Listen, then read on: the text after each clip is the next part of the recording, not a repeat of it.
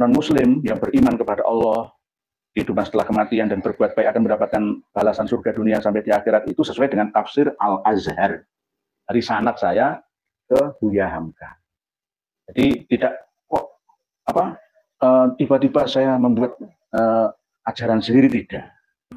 Nah, inilah yang saya suka, saya senang. Assalamualaikum warahmatullahi wabarakatuh. Alhamdulillah, wassalatu wassalamu ala rasulillah wa ala alihi wa sahbihi wa mawalah amabadu. Jumpa kembali bersama Kiroh Channel.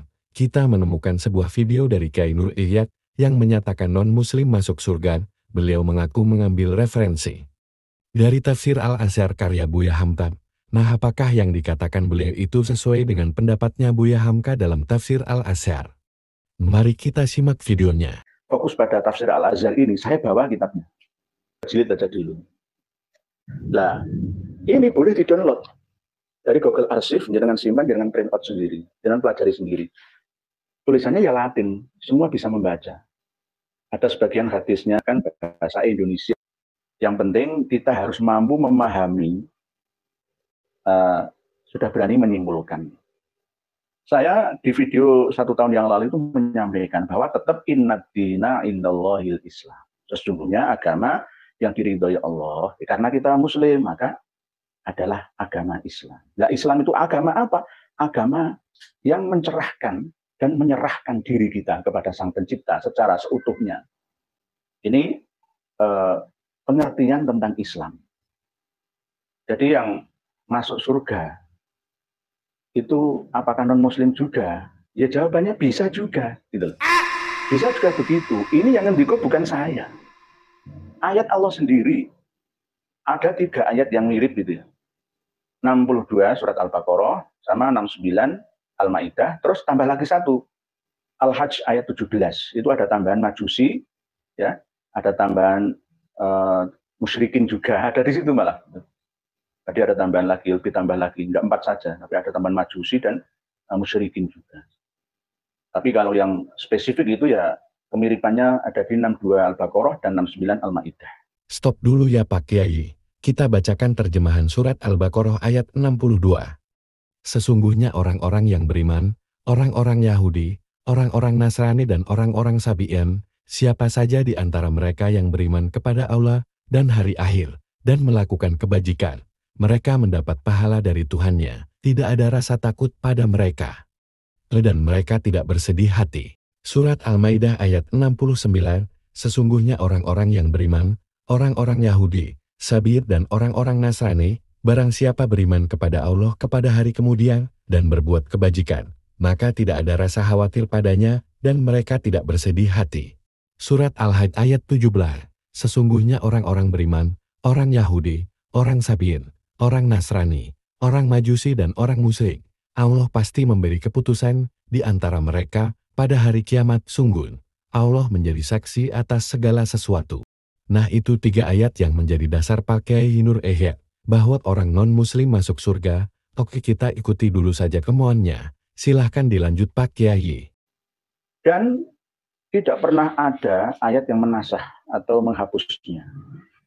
Walaupun Imam Ibnu Abbas itu mengatakan ayat 62 Al-Baqarah ini ditandaskan, dijelaskan, bahkan bisa juga dikuatkan oleh ayat 85 surat Ali Imran. Wa may yabtaghi ghairal islami dinan fala yuqbala minhu wa huwa fil akhirati minal khasirin itu. Pak Kiai, ayo bacain dong terjemahan surat Ali Imran ayat 85 yang menguatkan surat Al-Baqarah ayat 62. Kenapa gak dibacainnya? Oke, kita bantu bacakan terjemahannya, dan barang siapa mencari agama selain Islam, dia tidak akan diterima, dan di akhirat dia termasuk orang yang rugi. Di surat Ali Imran ayat 85 ini, jelas banget, beliau gak bisa sangkal. Oke, lanjut lagi Pak Kiai.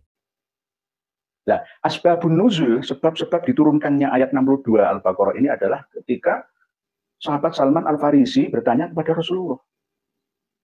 Karena memang Salman Al-Farisi itu sebelumnya beragama dan mengatakan Majusi. Lalu masuk Islam.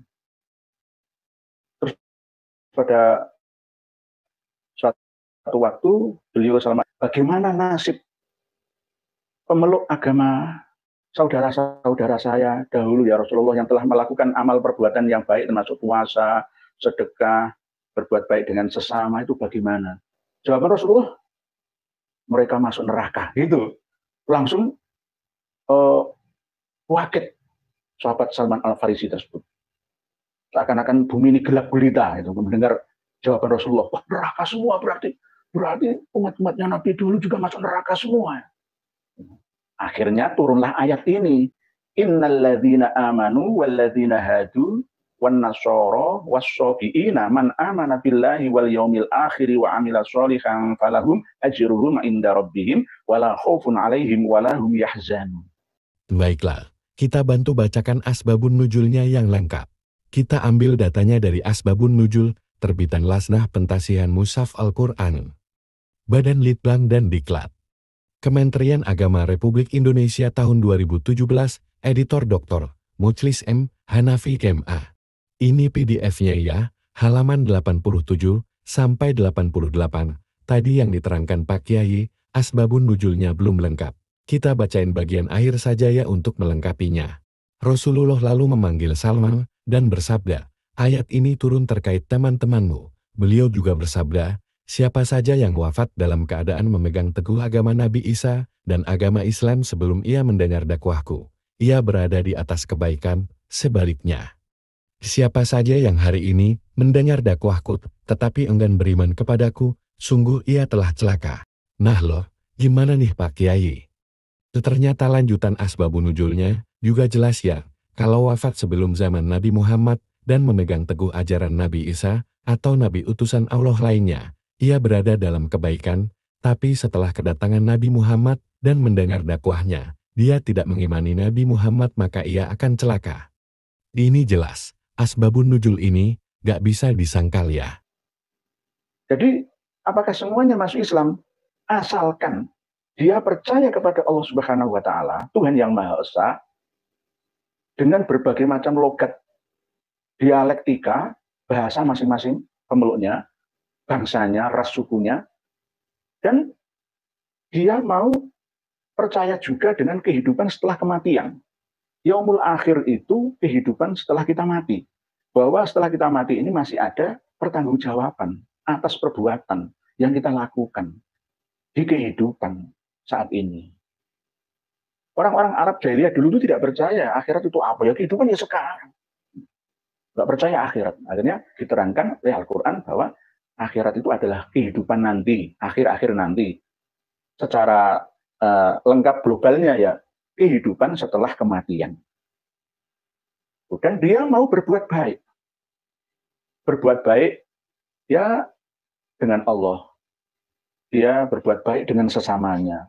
Tidak mendolimi, mencuri, berzina, ya menyakiti orang lain, ya bersedekah, berbakti kepada kedua orang tua, menyayangi yang lebih muda, menghormati yang lebih tua.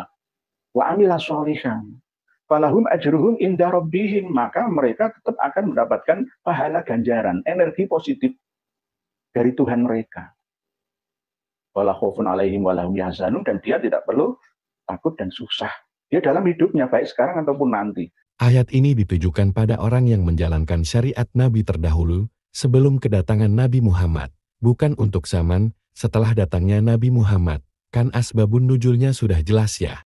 Inilah yang menjadi problematika kita ketika kita memahami tentang konsep surga itu. Surga itu, saya kan sering mengatakan, ada di dunia dan ada di akhirat. Kebanyakan yang kita paham selama ini kan enggak. Gitu.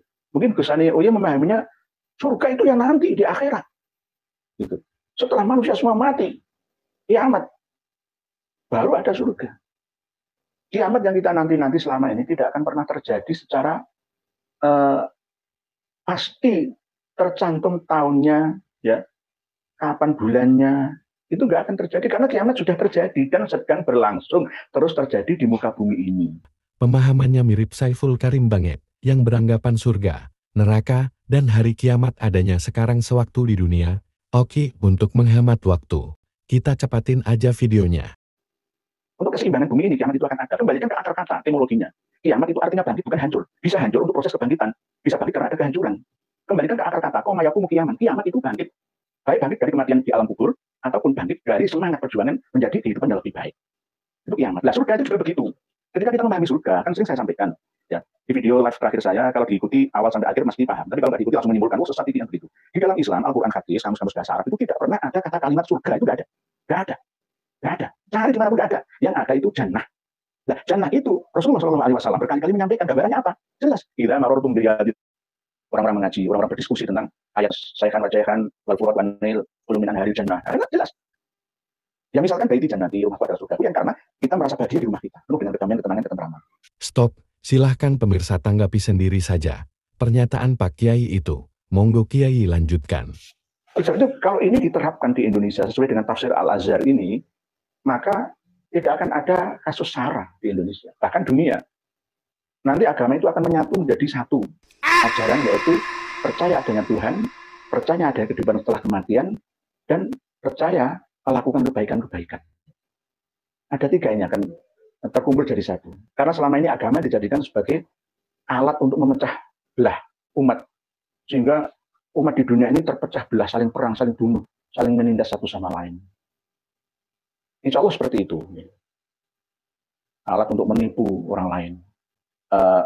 Non-Muslim yang beriman kepada Allah, kehidupan setelah kematian dan berbuat baik akan mendapatkan balasan surga dunia sampai di akhirat, itu sesuai dengan tafsir Al-Azhar.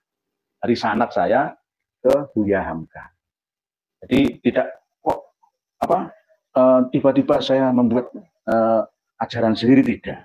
Qur'annya ya jelas, ayatnya ya itu tidak kita rubah teksnya.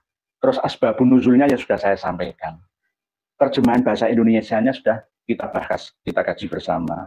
Dari tadi bawa-bawa tafsir Al-Azhar Buya Hamka, dijadikan alasan bahwa pemahamannya mengenai surat Al-Baqarah ayat 62, sesuai tafsir Al-Azhar Buya Hamka, kok gak berani dibacain sih, ada apa denganmu Pak Kiai? Baiklah, kalau begitu kita bantu lagi bacain tafsirnya ya. Ini tafsir Al-Azhar karya Buya Hamka. Ternyata penjelasan surat Al-Baqarah ayat 62 itu terperinci dan panjang banget. Kayaknya gak mungkin kita bacakan semuanya di sini. Khawatir waktunya kelamaan, kita akan ambil kesimpulannya saja. Buya Hamka mengutip sebuah hadis Nabi Muhammad SAW yang dirawikan oleh Muslim daripada Abu Musa Al-Asy'ari. Berkata Rasulullah SAW, demi Allah, yang diriku ada dalam genggaman tangannya, tidaklah mendengar dari hal aku ini seseorang pun, dan umat sekarang ini, Yahudi, dan tidak pula Nasrani, kemudian tidak mereka mau beriman kepadaku, melainkan masuklah dia ke dalam neraka. Dengan hadis ini jelaslah bahwa kedatangan Nabi Muhammad SAW sebagai penutup sekalian Nabi Khotimil Anbiya membawa Al-Quran sebagai penutup sekalian wahyu, bahwa kesatuan umat manusia dengan kesatuan ajaran Allah digenapi dan disempurnakan, dan kedatangan Islam bukanlah sebagai musuh dari Yahudi dan tidak dari Nasrani, melainkan melanjutkan ajaran yang belum selesai. Maka orang yang mengaku beriman kepada Allah, pasti tidak menolak kedatangan Nabi dan Rasul penutup itu, dan tidak pula menolak wahyu yang dia bawa. Yahudi dan Nasrani sudah sepatutnya terlebih dahulu percaya kepada kerasulan Muhammad apabila keterangan tentang diri beliau telah mereka terima, dan dengan demikian mereka namanya telah benar-benar menyerah kepada Tuhan atau Muslim. Tetapi kalau keterangan telah sampai, namun mereka menolak juga, niscaya nerakalah tempat mereka kelak. Sebab iman mereka kepada Allah tidak sempurna, mereka menolak kebenaran seorang daripada Nabi Allah. Jadi jelas banget ya, tafsir Al-Azhar Buya Hamka tidak mendukung pendapatnya Kiai Nur Izzat. Mungkin itu saja yang dapat kami sampaikan, semoga bermanfaat. Wassalamualaikum warahmatullahi wabarakatuh.